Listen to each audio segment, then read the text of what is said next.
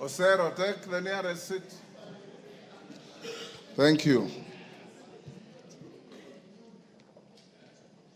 It should be beyond doubt that there was no order of the court in this regard. Sorry, I've read that. As ably noted by the Honorable Member for Kikuyu, the decisions which arise from the business transacted by the House has no relation to which party is designated as the majority or minority. They are decisions of the House as a whole. From where I sit, no debate can arise as to the legality of the actions taken by the House prior to the invalidation of the communication. I need not belabor this point. To the critical matter at hand, Article 108 of the Constitution establishes the offices of party leaders in Parliament and outlines the order of precedence to be observed in the National Assembly as follows.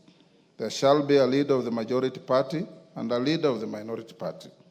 The leader of the majority party shall be the person who is the leader in the National Assembly of the largest party or coalition of parties. The leader of the minority party shall be the person who is the leader in the National Assembly of the second largest party or coalition of parties. The following order of precedence shall be observed in the National Assembly: the Speaker of the National Assembly, the leader of the majority party, and the leader of the minority party. In determining which party or coalition of parties is the majority party and minority party, primary reference has to be made to the results of the last general election. As noted in previous guidance on the designation of the leadership of the House, the exercise must be informed by reference to formal records of membership of the political parties represented in the House and their affiliations, if any, with each other through pre- and post-election coalition agreements. It will be noted that the Independent Electoral and Boundaries Commission, IEBC, via Gazette Notice number 99509951 of 2022, both dated 23rd August 2022, Gazette Notice number 10535 of 2022, dated 5th September 2022, Gazette Notice number 10537 of 2022, dated 7th September 2022, and Gazette Notice number 10710 of 2022, dated 9th September 2022, declared all the persons duly elected and nominated as members of this House and their respective parties at the general election. With respect to the affiliation between the parties currently represented in the National Assembly, Standing Order 2B requires the Clerk of the National Assembly to obtain a certified copy of any coalition agreement entered into between two or more political parties.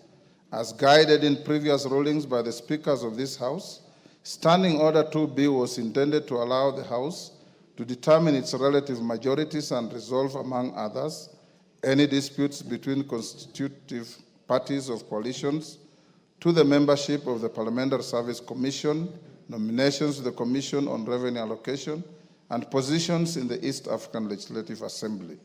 Honorable members, indeed, as noted by members in their contributions to the debate herein, the continuity of the business of the House and consideration of the orders of the court under finding Roman 1 of the judgment would be significantly embedded without access to the most current information on any coalitions formed or dissolved by the parties represented in the House today, and any variation in the membership of those coalitions and parties.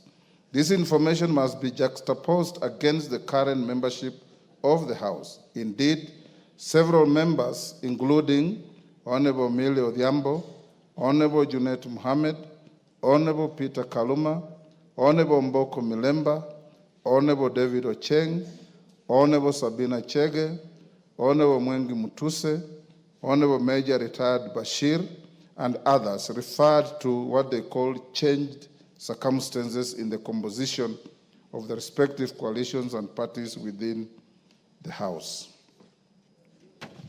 Allow me to take you, honorable members, down memory lane, just but for illustration. During the 7th Parliament, where yours truly was a member, There arose a leadership dispute between Ford Asili and Ford Kenya as to which party was the official opposition.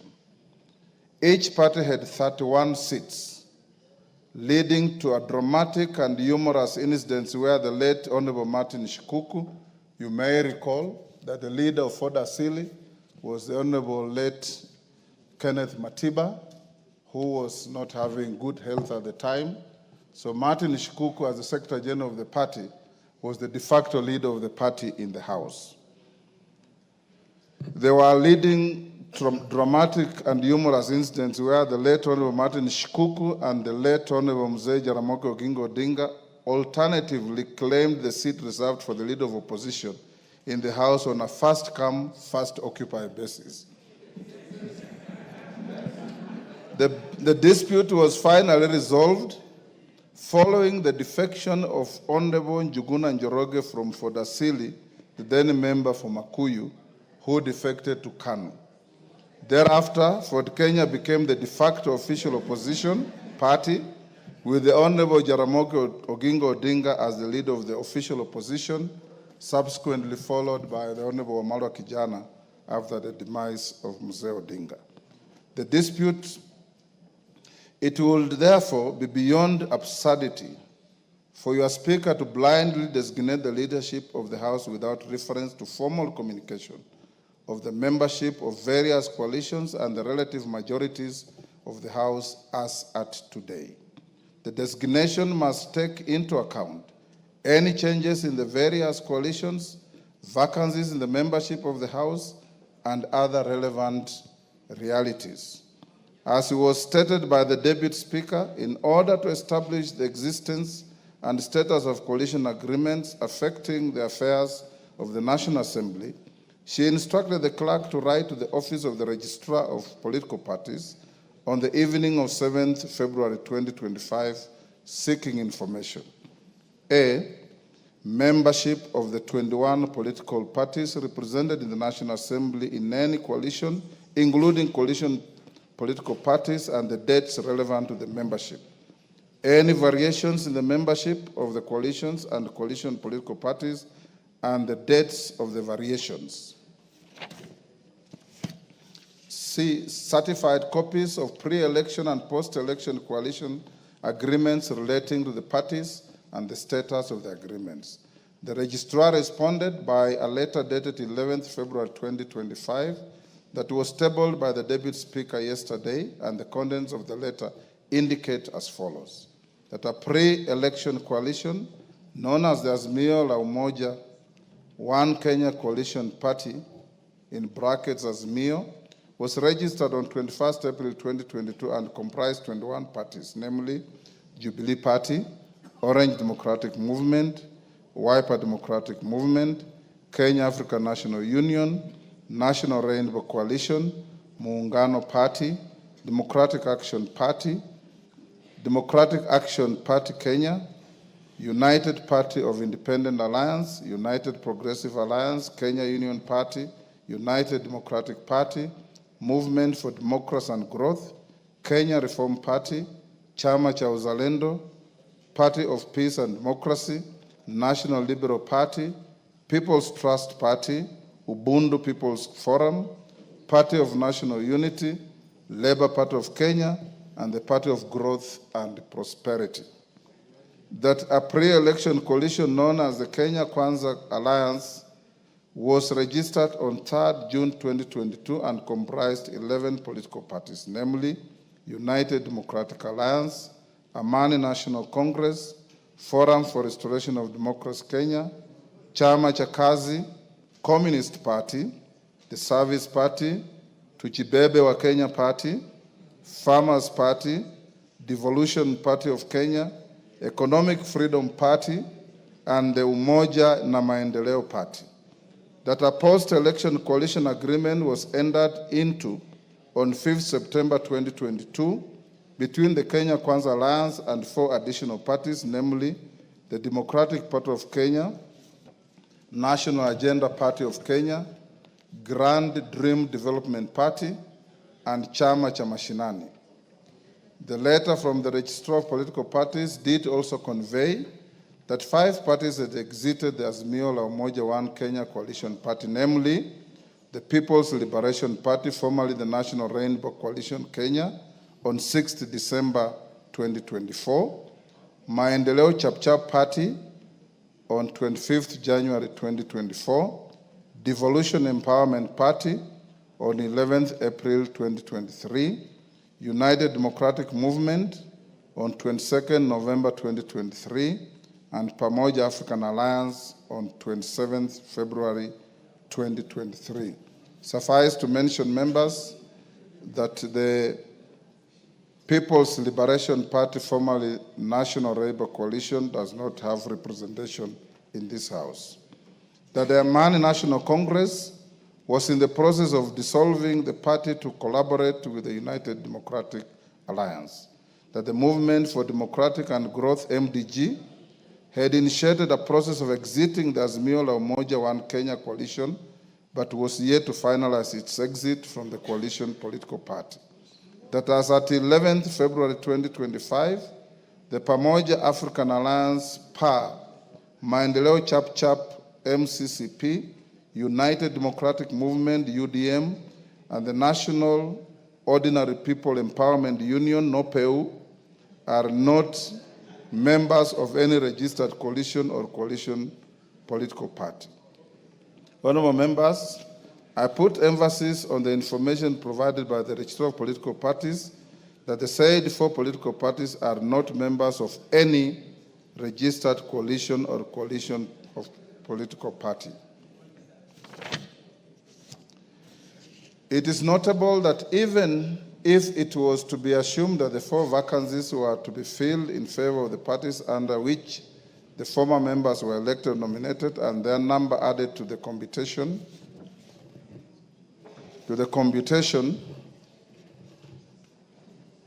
of the 2 coalitions, the Azimio la Umoja One Kenya Coalition Party would still not attain a majority of the members in the House. Honorable members, my reference to the Gazette notices relating to the election of members at the last general election and the current vacancies with respect to Banisa, Magarini, Ugunja, and the resignation of the Honorable John Badi, the current composition of the National Assembly by individual political parties in alphabetical order is as follows. Amani National Congress, 8.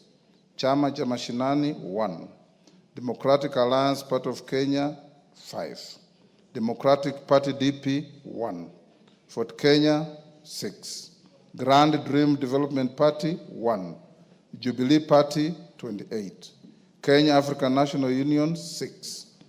Kenya Union Party, 3. Maendeleo Chapchap, 2. Movement for Democracy and Growth, MDG, 1. National Alliance Party of Kenya, 1. National Ordinary People Empowerment Union, NOPEU, 1. Orange Democratic Movement, ODM, 83. Pamoja African Alliance, PA, 3. Service Party, TSP, 2. The United Democratic Alliance, UDA, 145. United Democratic Movement, UDM, 7. United Party of Independent Alliance, UPIA, 2. United Progressive Alliance, UPA, 1. Wiper Democratic Movement, 26.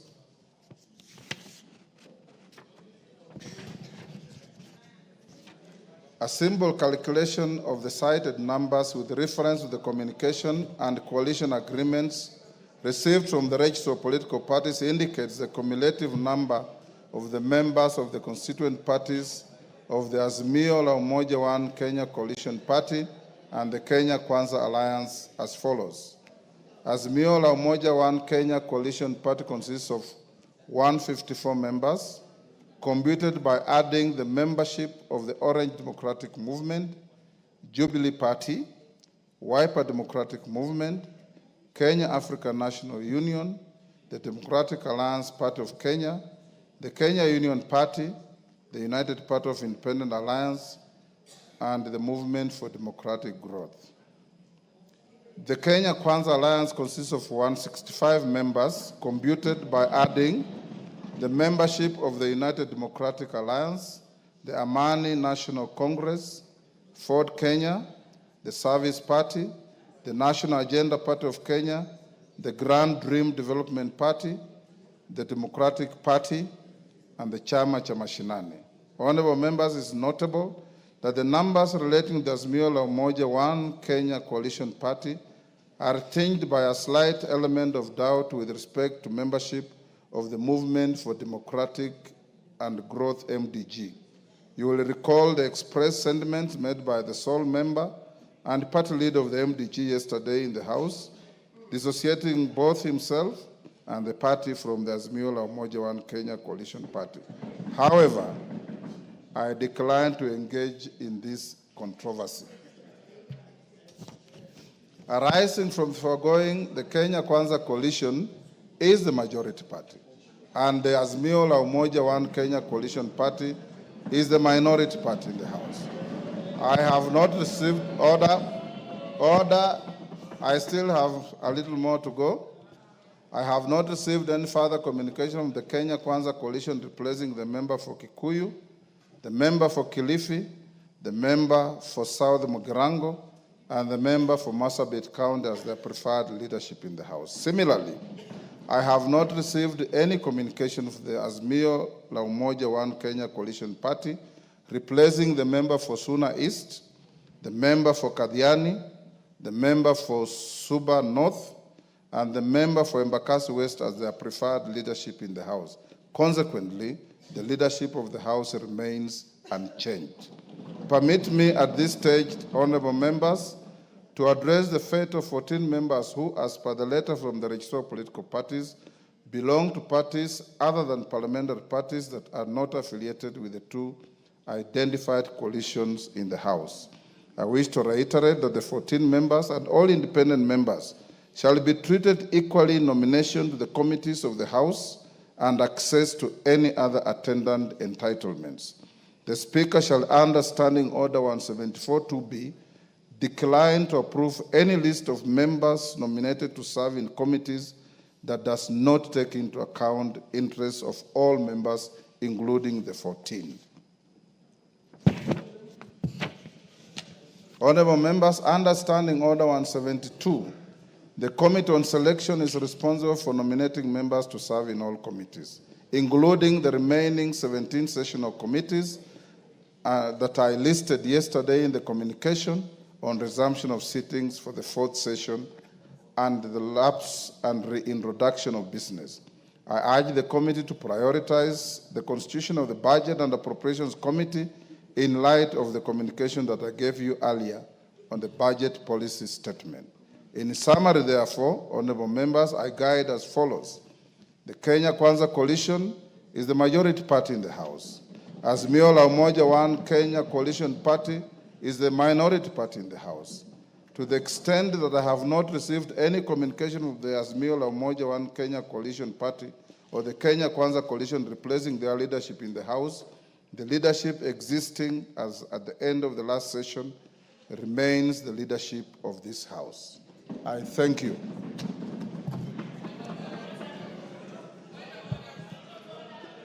Yes, Millie, this was your point of order. Honorable members, I am not opening any debate. I'm giving Honorable Millie because she was the owner of the point of order. After she finishes, we go to the next order. Rosary Martin. Thank you, Mr. Speaker.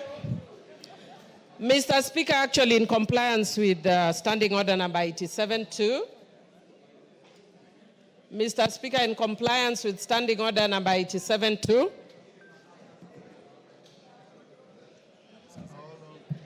somebody was calling me. Yes, I just wanted to indicate that in compliance with Standing Order number 87-2, I am actually not going to raise any issues regarding... May I have my standing orders? Go on now. Thank you. Yes, go on. Yeah, thank you, Mr. Speaker. Mr. Speaker, I just wanted to say that in compliance with Standing Order number 87-2, I will not raise any issues regarding the communication that you have just given. I'm a very law-abiding citizen and cognizant of our standing orders. And further, Mr. Speaker, I also just wish to indicate that as Azimio, and much more so, those of us who are very keen on ensuring that Baba clinches the AU position, we want to be sure that we follow the rule of law and that we support a broad government which is not based. And we are encouraging the government to be both broad and based. It is broad but not based. For those who have not learned literature, understand what I'm saying. This government is broad, but it is not based. So don't call us to be in a broad-based government. It has to be broad-based government. And Mr. Speaker, I also just want to say that as Azimio, we follow. No, I'm not going to congratulate you. Mr. Speaker, this one is talking towards me, but I ignore him. Ignore him, you are senior. He should listen to me. I'm ignoring him. Osoro. As Azimio. Honorable Osoro. But Mr. Speaker. Millie Odhiambo is your learned senior. Yes. Listen to her. But Mr. Speaker, don't even worry, I can handle him. I'm capable in all manner to handle him. Mr. Speaker, as adherents, as Azimio, we are adherents to the rule of law. And Mr. Speaker, as those who adhere to the rule of law, I want to indicate just that the way you say as lawyers, yeah, that we speak as lawyers. Yes. I want to indicate that as Azimio, we very respectfully disagree. I will not go to the substance. But we very respectfully disagree with your communication. And Mr. Speaker, I want to say, again, a philosophy in my local community that says, "Ngamatek konyono kwesimeru." When a strong man steps on your mother's pipe, you tell your mother to remove her pipe. That philosophy acted when my mother, in the generation of my mother. In my generation, if angamatek onyono kwesimeru, you point at the eyes. You point at the eyes of Ngamatek, respectfully. So, Mr. Speaker, I want to say that today, you are Ngamatek. Ngamatek is the strong man. You are stepping on my mother's toe. But I will respectfully tell you, Mr. Speaker, that I don't agree with you as a strong man, that you are stepping on my mother's toe. And as Azimio, we are going to take further action until you stop stepping on my mother's pipe. And I respectfully, Mr. Speaker, note your communication. Thank you, Honorable Millie Odhiambo. Order. I'm not opening any debate. Honorable Millie Odhiambo, that is how the law works. It is not necessarily popular. It's not necessarily likable. It is just the law. Shakespeare said it's an ass. It is the law. So when you obey the law, sometimes you may step on somebody. Sometimes you may not. But the law remains the law, and in the law we trust, in our constitution we trust. Finally, I want to join all of you in wishing our patriarch, our leader, Raila Amolo Odinga, success in the election as the chair of the African Union Commission, where the first vote to be cast will be that of President William Samoei Ruto of Kenya. I have also, Honorable Millie Odhiambo, directed the majority leader and his counterpart after this ruling that in constituting committees, they should go beyond broad and base. Order. I will not open any debate. Next order.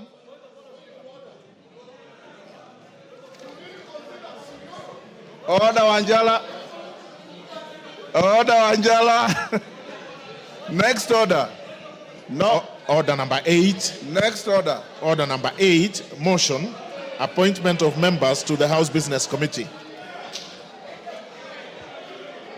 Majority Leader.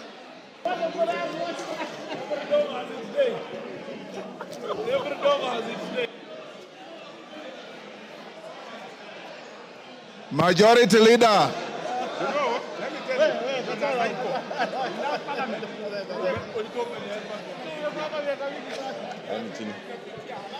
Thank you, Honorable Speaker. Honorable Speaker, I beg to move that pursuant to the provisions of Standing Order 17-1, Order, members, those who are recessing, recess quietly.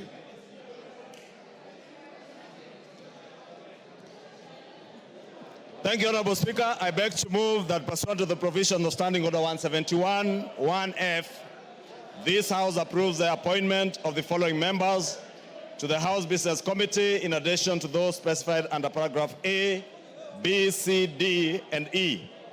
1, the Honorable Omboko Milemba, CBS MP. 2, the Honorable Robert Mbui, CBS MP. 3, the Honorable Faith Wairimo Gitao, MP. 4, the Honorable Samuel K. Chepkonga, CBS MP. 5, the Honorable Adan Welia Keinan, CBS MP. 6, the Honorable Tom Joseph Francis Kajuang, MP. 7, the Honorable Sarah Paulata Correre, MP. 8, the Honorable Joshua.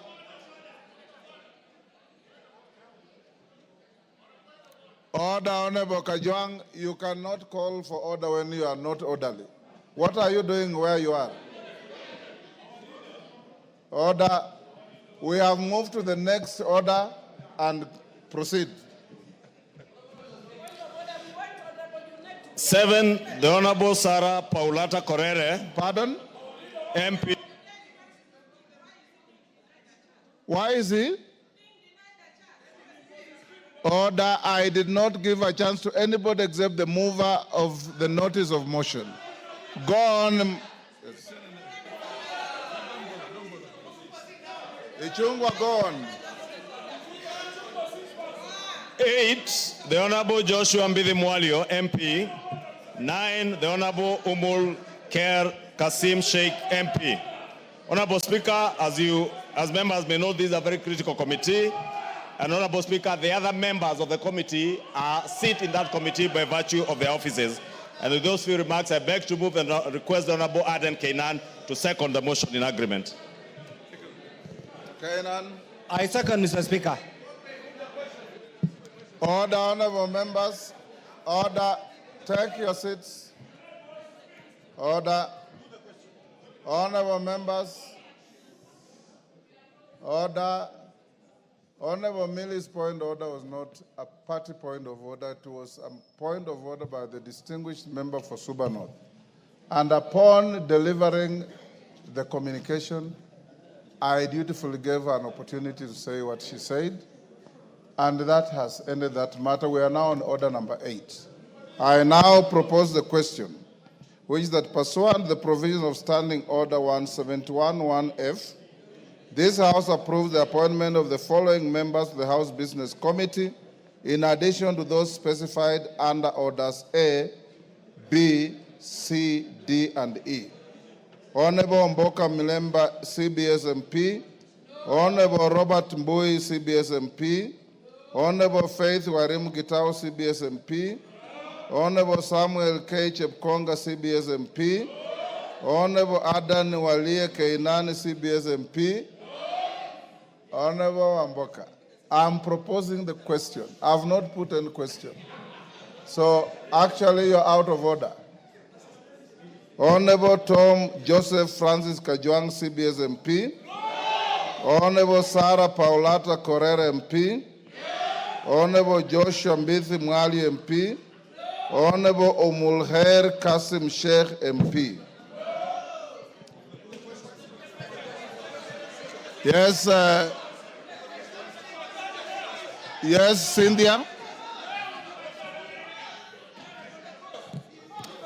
Thank you, Honorable Speaker, for giving me an opportunity to make a comment in regard to the House Business Committee that has been constituted Honorable Speaker, I note that these are members that were sitting in the same committee last time, and they did a beautiful job, Honorable Speaker, and I want to support their nomination back to the House Business Committee. Honorable Speaker, it must be noted that the House Business Committee is the engine of this House, and we appreciate their acceptance to actually run the business of this House, Honorable Speaker. Honorable Speaker, I support their nomination, and I urge the honorable members of this House to support it so that, Honorable Speaker, we can continue and start business that is important to this House so that I can be able to serve the people of Kenya. We can ensure that the House Business Committee members are able to schedule our business, Honorable Speaker, so that I can be able to dispense matters that matter to the people of Kenya. I support, Honorable Speaker. Yes, Junet. Honorable Junet. Order. Order. Members standing around Honorable Junet. Honorable Junet, take your seat for a minute. Members. Mr. Speaker. Order, Honorable Junet, just hold. Honorable Babowino. Order. Honorable Babowino. Take your seat. When the speaker calls you out, you don't have to stand up. This is not a classroom. You are rarely in this house. And when you come, you want to cause disorder. Take your seat. Order, Honorable Junet. I've given you your point of order. Mr. Speaker, I have no intention to speak about your ruling, Mr. Speaker. I want to speak on the matter that is before the House now. Mr. Speaker, under instructions from our parliamentary group, Mr. Speaker, before you put the question, I have been asked to convey to you on the floor of the House that we have withdrawn our members from the House Business Committee, Mr. Speaker. Yes. So it will be a nullity for the House to pass the membership from our side, Mr. Speaker. Now you can consider me as majority or minority, whichever way you can take. Yeah. Honorable Junet, a question has already been proposed. Yes. Honorable Ichungwa, order. Honorable Ichungwa, I call upon you to reply. Thank you, Honorable Speaker. Honorable Speaker, in reply, let me say the House Business Committee is properly and duly constituted. And with or without the participation of the 4 members of the Azimio Coalition, the House Business Committee would sit. And Honorable Speaker, being the chair of the House Business Committee, you will be advising the House Business Committee on when to have our first sitting, hopefully after the adjournment of this House this afternoon, so that we may be able to schedule business that concerns Kenyans. Because, Honorable Speaker, what we have engaged in from yesterday does not concern the people of Kenya who have sent us to represent us in this House. What we have been engaged in, Honorable Speaker, from yesterday up to the drama that you witness now is a drama touching on leadership positions by leaders and leadership positions in the House. But what is more important to all of us, Honorable Speaker, is the leadership positions that have been given to us by the people of our constituencies as their representatives in the House. And that is what we should put ahead of every other consideration. Honorable Speaker, I said it yesterday. The perks of the leader of majority are similar to the perks of the leader of minority. These seats are nothing personal to anybody. Honorable Speaker, even the chairs of committees, Honorable Speaker, the small sitting allowance they get as chairs of committees do not even commensurate with the amount of work that chairs and vice chairs of committees have to put in and the amount of sacrifice that they make, Honorable Speaker. And therefore, I would really want to implore on all our members, including my brothers and sisters from the Azimio Coalition, to put the people that they represent ahead of their own interests as leaders and conduct the business of the House in addressing the pertinent issues that are concerning the people of Kenya today, Honorable Speaker. As you indicated, Honorable Speaker, we have business to have all the 18 committees whose term have come to an end reconstituted, Honorable Speaker, some of which have a huge implication on the lives of our people. You have seen students in both our primary and secondary schools are waiting for school capitation. The cabinet yesterday did approve the supplementary appropriations bill, and this is the money that Kenyans are waiting for. Money to go to our children, not just for bursaries, but even for school capitation, to enable government to also hire the additional 20,000 teachers that are going to help in our schools, Honorable Speaker. And those are the things, Honorable Speaker, that I say should be concerning us now. And I really want to urge that you do convene the House Business Committee, hopefully immediately after this vote, Honorable Speaker, for us to be able to schedule business and reconstitute those committees that will help us to pass the budget policy statement for this year and the supplementary appropriations bill that will be coming to this House in the next few days. Thank you, Honorable Speaker, and I beg to reply. Honorable members, before I put the question, it is important that we put certain matters in proper perspective. Standing Order 58 reads as follows. After the question has been proposed on a motion, the motion shall be deemed to be in the possession of the House, and such motion shall not be withdrawn without the leave of the House. That's number one. Number two, I received communication from Honorable Kimani Ichung'wah, Honorable Junet Mohammed, and I want to put it on record so that it is clear to all Kenyans. Honorable Kimani Ichung'wah wrote to the Clerk of Parliament, Samuel Njoroge, on 6th of February as follows, and this is after I had spoken personally to both Honorable Ichung'wah and Honorable Junet, asking them to propose names to the House Business Committee.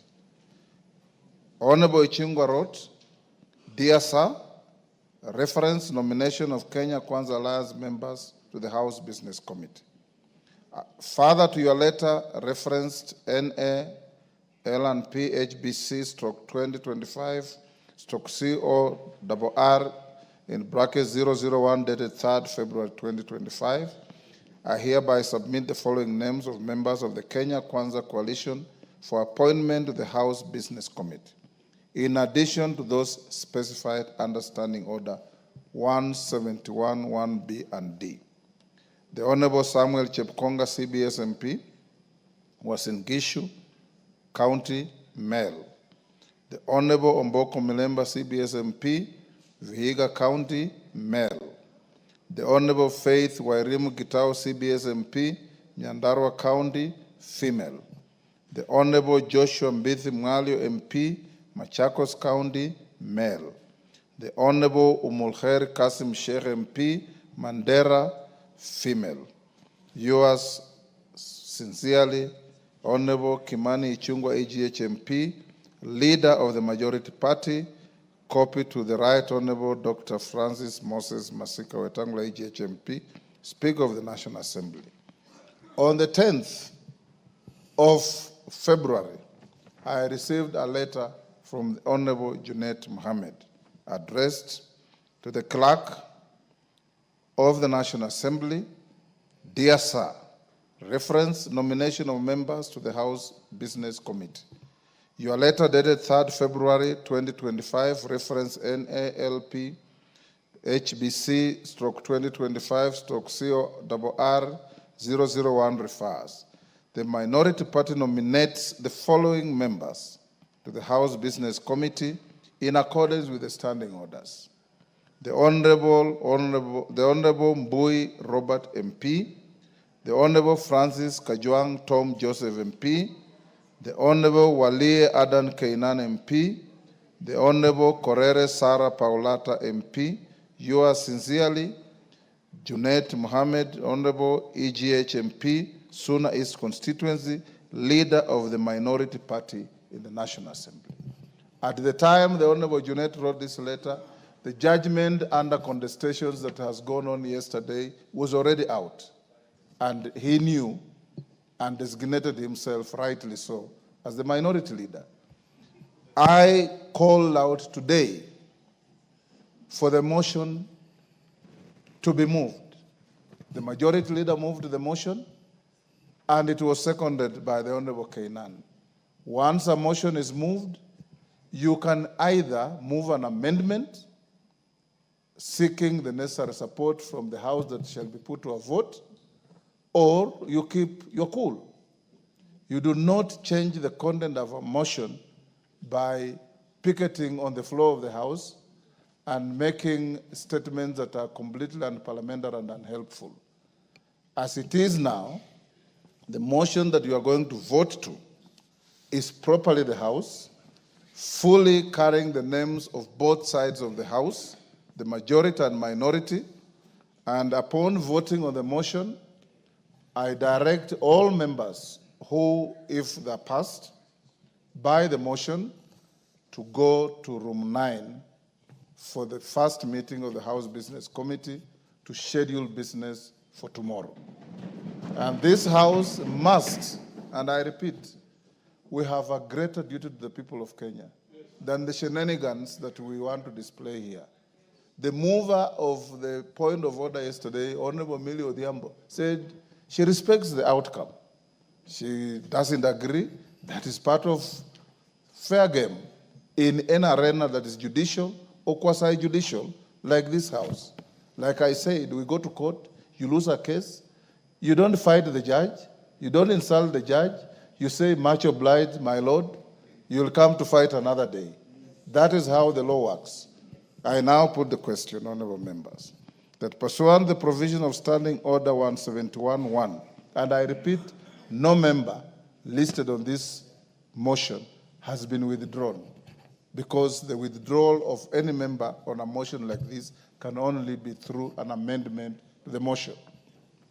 I now put the question, which is that pursuant to the provision of Standing Order 171-1F, this House approves the appointment of the following members to the House Business Committee in addition to those specified under paragraphs A, B, C, D, and E. Honorable Mboko Milemba, CBS MP. Honorable Robert Mbui, CBS MP. Honorable Faith Wairimu Gitau, CBS MP. Honorable Samuel K. Chepkonga, CBS MP. Honorable Adan Wailie Keinan, CBS MP. Honorable Tom Joseph Francis Kajwang, CBS MP. Honorable Sarah Paulata Correra MP. Honorable Joshua Mbithi Mwalio MP. Honorable Omolher Kasim Sheikh MP. As members of that opinion say aye. Aye. Will those of the contrary opinion say nay? The ayes have it. Honorable members, you may be upstanding, there being no further business in the House. The House stands adjourned until tomorrow, Thursday, the 13th February 2025 at 2:30 p.m. And before the Speaker's procession, members who have been approved to the House Business Committee move to room 9 immediately for the House Business Committee.